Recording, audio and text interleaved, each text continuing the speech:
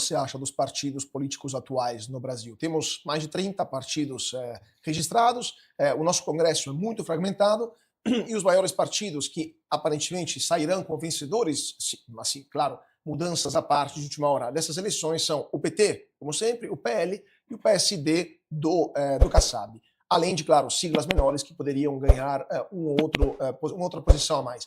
Qual é a sua opinião sobre a classe política e sobre a estrutura partítica hoje do Brasil? Desses nomes que você citou, o único que é um partido é o PT. Né? O que significa ser um partido? Você representa uma visão de parte da sociedade e você perde e ganha defendendo essa visão, essa perspectiva. Os outros são o quê, na sua opinião? São cartórios. Então, para a pessoa que está nos assistindo entender, o PT, quando ganha uma eleição no município, no estado, ele ganha e vai implementar a visão de mundo do PT, do qual eu discordo, mas todo mundo sabe qual é a visão do PT. Beleza. Quando o PSD ganha uma eleição, ou quando alguém ganha uma eleição e ele é instado a tal ou não está no governo, ele sempre vai estar no governo. Porque o PSD não é um partido, ele não tem visão de... Porque alguém sabe quais são as ideias do PSD? Alguém sabe quais são as ideias do PL? Existe lá uma fundação bilionária, a Fundação Álvaro Vale, que usa dinheiro público para supostamente pesquisar. Eles são do PL. Quais são as ideias que surgem do PL?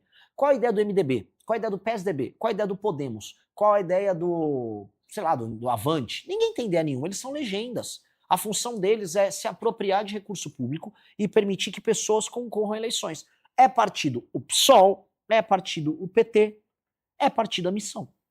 Partido. Nós temos um conjunto de ideias, você pode gostar ou não gostar delas, mas todo mundo que está no partido tem que defender esse conjunto de ideias e você não vai aderir ou deixar de aderir a um governo mediante apenas a sua conveniência regional.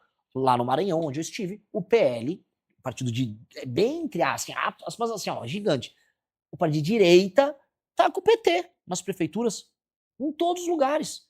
O PL é um partido do centrão. Então eu não consigo... O que é o PL? O PL é um arranjo que o Valdemar da Costa Neto, que é um presidiário, um ex-presidiário, que infelizmente está solto, é um arranjo que ele está ganhando dinheiro, usando o voto de direitista. Ah, é isso aí, pátria, Deus, família, me dá seu voto aí, otário. É isso que ele faz, ele está tomando voto dos tiozão, dos velhos bolsonaristas, vai ficar rico, reforça o caixa do partido dele, e depois que a onda bolsonarista sair do PL ou passar, ele vai ganhar dinheiro fazendo outra coisa, apoiando o PT como ele sempre apoiou, que é isso que esses caras fazem.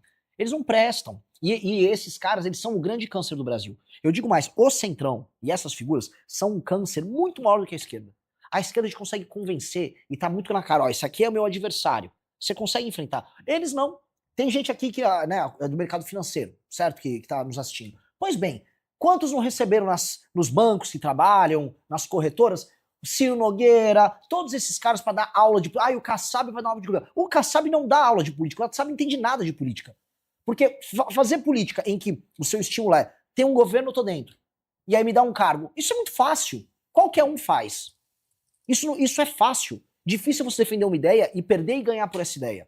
Então eu não vejo valor nenhum no que esses caras fazem. Só que aí o mercado ainda, não, mas eles são raposas. Não, o mercado, se quiser que o Brasil, no long run, seja, vamos dizer como é que é, bull market, o mercado tem que participar da construção de um Brasil sem esses caras. E esse é um problema, e aqui eu jogo o desafio para todo mundo de mercado. Todo mundo só se preocupa com a eleição às vésperas de definir quem é o candidato que faz preço. O mercado tinha que estar ajudando iniciativas sérias, de verdade, como acontece nos Estados Unidos, botar grana em iniciativa séria para permitir que a esquerda não vença, que o centrão deixe de existir. Mas vê se fazem isso. Todo mundo só quer fazer preço. Tive em todos esses bancos, todas essas corretoras, os caras não têm visão de longo prazo de Brasil.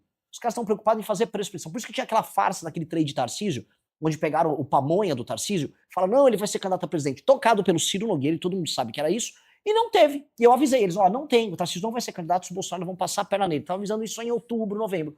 Aí, mas fizeram preço, né? Fizeram preço. Pois é, a bolsa subiu no último ano também por causa disso. Só pegando esse gancho também, Renan, porque o Missão, e muita gente do MBL, manifestou em várias ocasiões perante a antiga sede do Banco Master, aqui perto, na Faria Lima. O que foi, na sua opinião, o escândalo do Banco Master e quais serão os impactos políticos de uma eventual delação de Daniel Vorcaro e de outros envolvidos nas eleições deste ano? É o maior escândalo de corrupção da nossa história, não só em termos de valor, de números, mas de infiltração. Né? A contaminação do Banco Master, ela é muito mais intensa do que foi a do Petrolão. E tem uma razão disso. Como o Banco Master trabalhava com derivativo, trabalhava com, vamos dizer, valores mobiliários, como a gente diz, ele está rodando na mão de todo mundo. Então muita gente foi contaminada. Boa parte do mercado financeiro vendeu Master, vamos ser honestos. Boa parte da galera vendeu Master e ganhou comissão vendendo Master. Boa parte da política sabia o que estava acontecendo. Boa parte do judiciário fez o que fez, sabendo que garantia impunidade para ele, permitiria a continuidade dos negócios e todo mundo ganhando dinheiro. Ou seja, é um escândalo em que a elite brasileira, em todas as áreas, roubou junta, sabia o que estava fazendo, e aí deu problema, e agora tentou, via FGC, coletivizar os prejuízos, que é o que aconteceu. Todo mundo sabe que em muitas corretoras grandes, o pessoal avisava, não, compra até 250 mil que o FGC cobre. Todo mundo sabe. Tanto que uma das coisas que eu tô avisando é, não vai botar o pé no meu Ministério da Fazenda sujeito que vendeu Master. Vendeu Master, não entra no Ministério da Fazenda. Nunca, não vou ter nem reunião. Por quê? De maneira clara, um sujeito que enganou o seu cliente vendendo um crime, não vai ter condição de fazer política econômica num país sério. Tá? Então, isso é um fato dado. O Master ainda não impactou politicamente as pessoas, porque, infelizmente, as pessoas pensam política em duas categorias, direita e esquerda. Então, o bolsonarista não sabe como atacar a questão do Master, porque tem gente do governo Bolsonaro envolvida. Petista, a mesma coisa. Tá todo mundo envolvido. Então, tá tudo meio em stand-by. Só que eu espero, que depois da Copa, e quando começar a discussão política a partir de agosto, e quando, se não rolar a delação, se pelo menos vazar a delação dele, aí nós começaremos a ter, vamos dizer, um despertar. E isso vai ter danos terríveis, tanto para a candidatura do Lula, quanto para a candidatura do Flávio. Agora, você falou do judiciário que foi conivente, porque não foi nem leniente, foi conivente foi parte do esquema, né, do Banco Master. Temos a esposa do ministro Alexandre de Moraes, a Viviane Barros de Moraes, que via seu escritório recebeu um contrato, assinou um contrato de 129 milhões de reais com o Banco Master, recebendo cerca de 80 e poucos milhões. Isso, obviamente, é um valor completamente fora do mercado de advocacia, e o dia que o Daniel Vorcaro foi preso, ele enviou uma mensagem para o ministro Alexandre de Moraes, marido da Viviane, dizendo que conseguiu bloquear ponto de interrogação. Supostamente foi o pedido de prisão. O ministro Alexandre de Moraes, na sua opinião, deveria ser empichado por causa disso? Sim, e num país sério, preso. Porque o que ele está fazendo tem nome, né? Se você investigar, começa com tráfico e termina com influência, né? É isso que o senhor Vorcaro fazia na relação com ele. E não só com ele. Né? Se as investigações andarem, fica muito difícil você conseguir se defender das provas, dos elementos probatórios colossais que residem contra ele e contra o Toffoli. E talvez com mais um outro que estão comentando. Esse escândalo ele é muito nítido. Foi construído, eu não sei se há tempo aqui para eu construir, mas pegaram toda a elite política brasileira que se recuperou no final da Operação Lava Jato. Destruir a Operação Lava Jato já tinha engatilhado o escândalo do Master. E aí toda aquela turma do Centrão, especialmente a turma do Ciro Nogueira, do Rueda, esses caras que já tinham uma articulação muito forte com o STF, viram assim, pô, tá caindo a casa do Bolsonaro, o próprio governo Bolsonaro já tem em alguma medida amigos Vorcaro, já nos infiltramos com o então presidente do Banco Central, a relação já tá construída. Vamos viver um pouco, vamos curtir, porque foram anos muito ruins de Lava Jato, especialmente entre 14 e 19, foram anos infernais para esses caras do Centrão. Ali parece que eles relaxaram, do tipo, tá dominado, tá tranquilo, não existe mais prisão em segunda instância, qualquer problema que eu tiver eu resolvo com meu amigo no STF.